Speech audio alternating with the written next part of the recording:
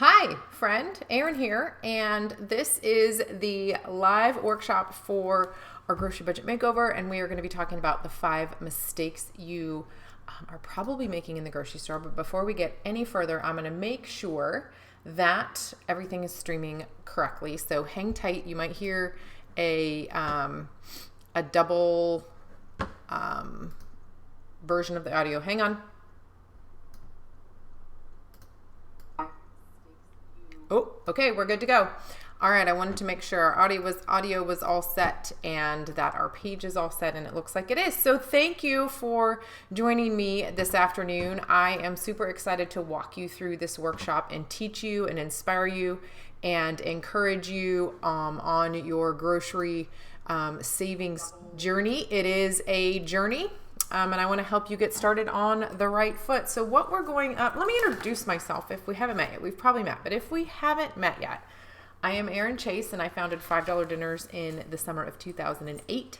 And since then, I have been on a mission to help you save money on groceries through a number of different strategies and concepts and ideas, including meal planning and couponing and just being really strategic with the way you're shopping. And we're going to get into all of that today because over the years and talking to thousands and thousands, tens of thousands of frustrated shoppers, I have learned a few things. I have learned the mistakes that you're making, and I want to help you stop making those mistakes so that you can start to see more savings in your grocery budget. So food, real quick before we jump into this, is a quick little soapbox, but I share this with you to help maybe reset things mentally.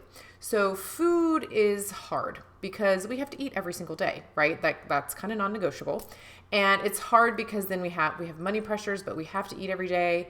And then we also have life pressures and convenience pressures and I'm in a hurry pressures. Like there's a lot of things that I guess infringe, if you will, on our food dollars. And so we need to be very mindful of the fact that we have to eat every day and we have all these pressures on us. And that's why it is so crucial to have a plan, to be smart with the choices that you're making in your grocery shopping and in your dining out. I talk mostly about the grocery budget, but that spills over into kind of all food, because if you can stop eating out so much and eat at home more often, then you'll start to see, big money savings in just your total food dollars, if you will, for the month. And so we're going to talk specifically today about groceries, but these are lessons that apply also to just personal finance in general. So 5 mistakes you're probably making. You don't know you're making these mistakes when you go to the grocery store. In your email, you should see this. You can download this, print it out, fill it out, come back to it, review it. But the idea here is I walk you through these 5 mistakes, and I'm going to help you fix them. Is the goal here? I'm a problem solver by personality, by nature, and I want to help you with whichever of these areas that you're struggling with, or you just didn't even know you didn't know. So you don't know, so you don't know, right? So mistake number 1, we're just going to jump right in. Picking up the store ad as you're walking into the store, or worse, not checking it at all, right? So the store ad, the circular, the flyer, or like whatever you're going to call it, it's like your map. It's your key, it's your answer key, right? Like it has all of the information of the products you're going to find on sale that particular week. So a smart, savvy grocery shopper is going to study that. Like sit down at your counter, at your table, like right here, wherever, sit down and look at it. Look at the prices that you see on the front page. Those are loss leaders, right? Look at, circle the things that you need to buy, the ingredients that you know that your family will eat.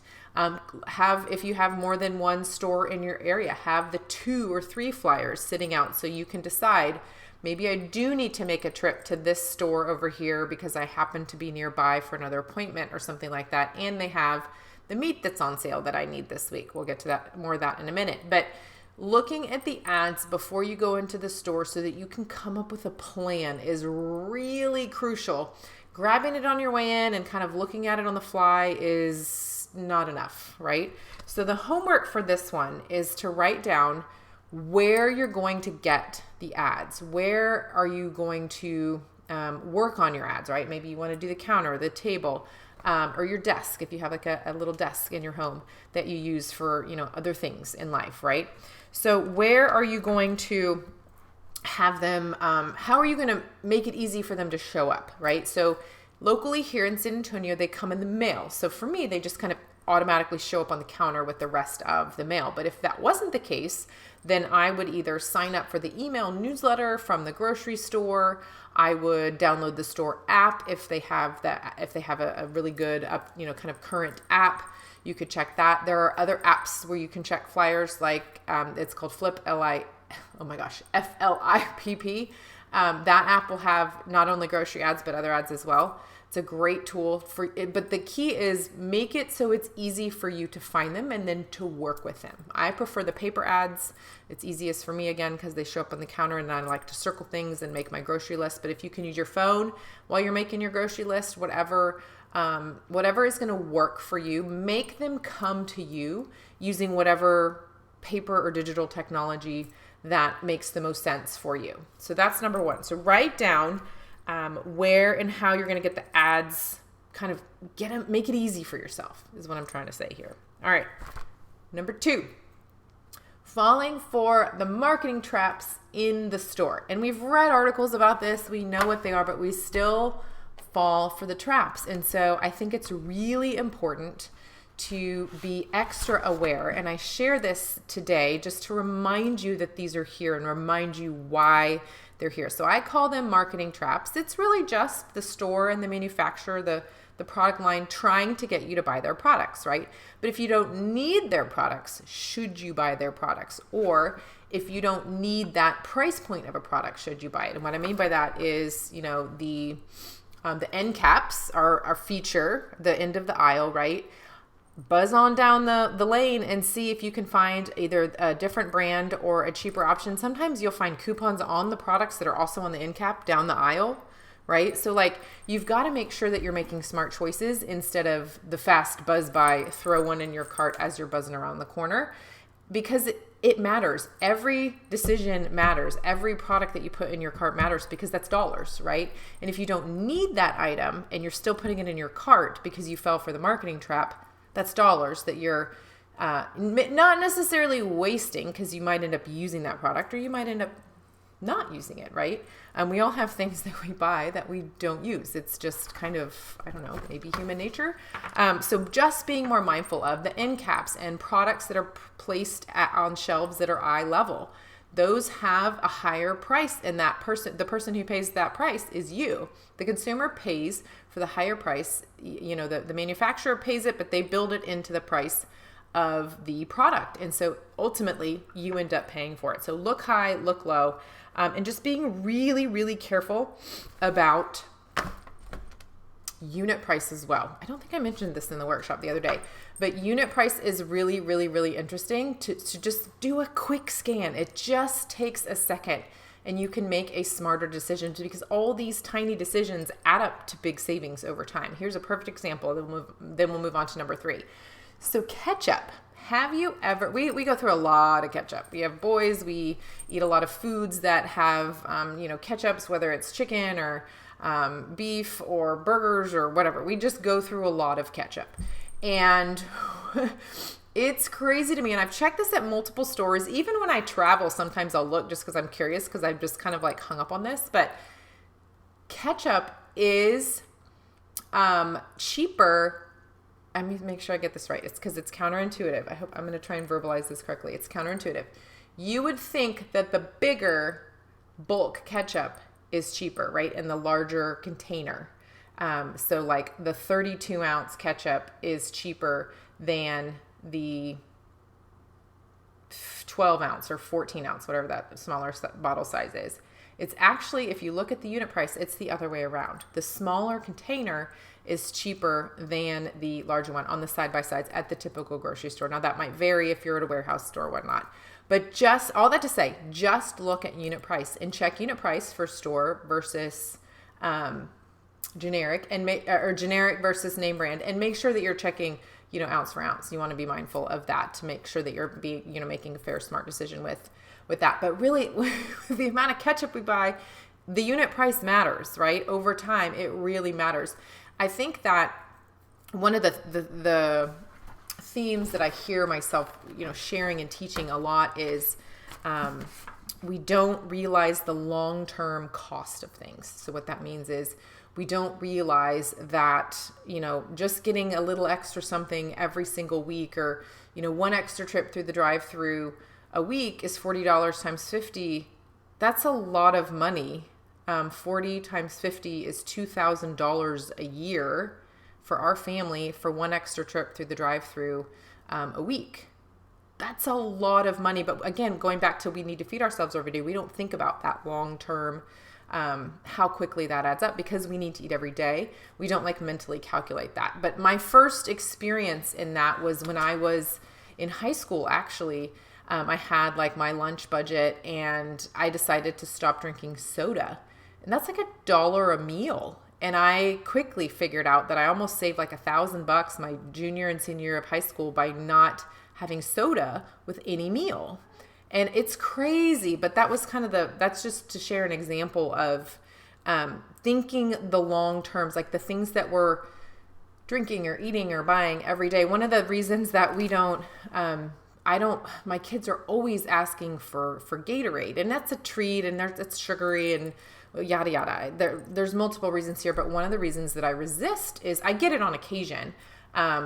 But one of the reasons I resist buying the big packs and getting it every time I go to the store is because that adds up fast. It's part health, but part money, for my reason. I don't want them to expect it. I want them to have it when they really specifically need it for a tournament, or actually last weekend we had 5 games throughout the day. And so I got some for that day. So I'm trying to keep it to when we actually need it versus buying it in bulk. That's just a random personal example, but be thinking about all that to say, be thinking about how the small amounts of money that you spend on something add up really fast, especially the things that you're buying over time. And that's not just a lesson for groceries. It's a lesson for personal finance, anything in your budget.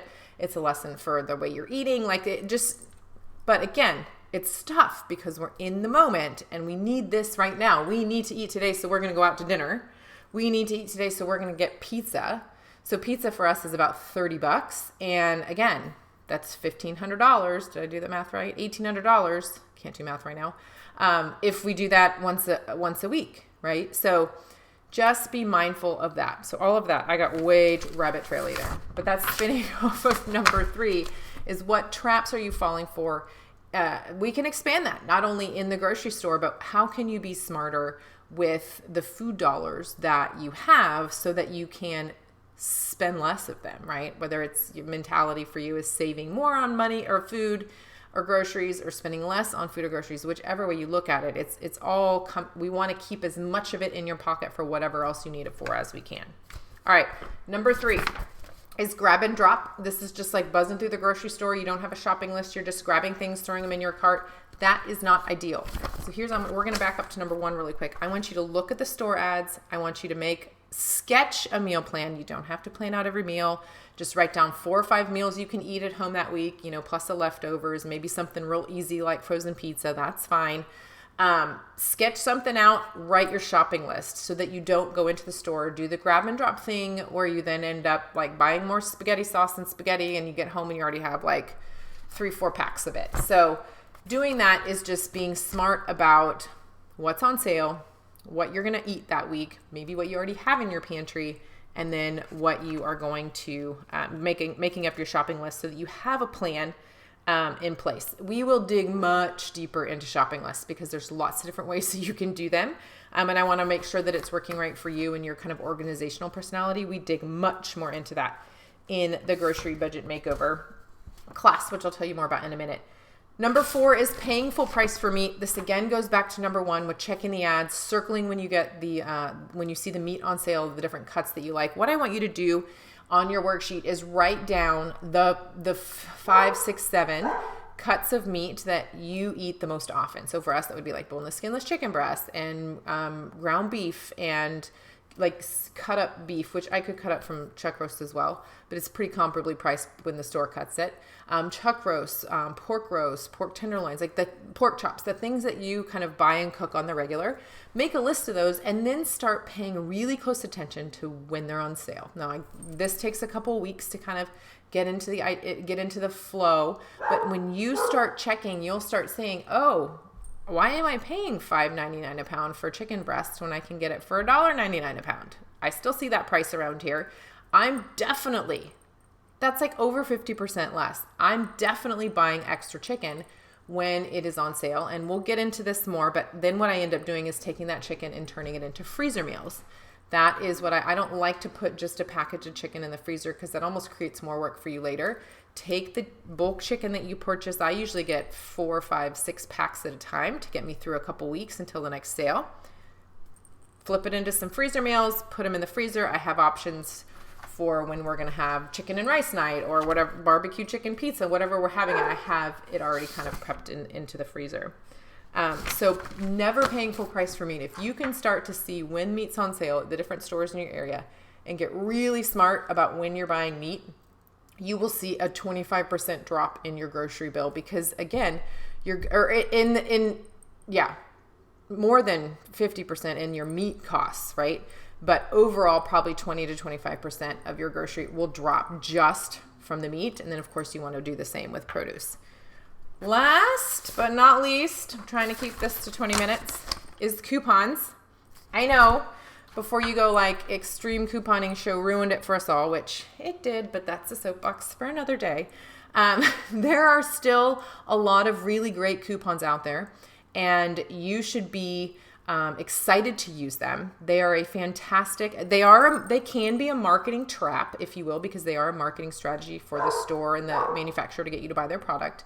But when used strategically, they can save you a lot of money. So let's just hypothetically say that you are going to save $10 a week. How much is that on the year? $500, right? $520. So here just now in the last 20 minutes, by cutting out one fast food meal and using $10 in coupons a week, I've just found you $2,500 for 2020.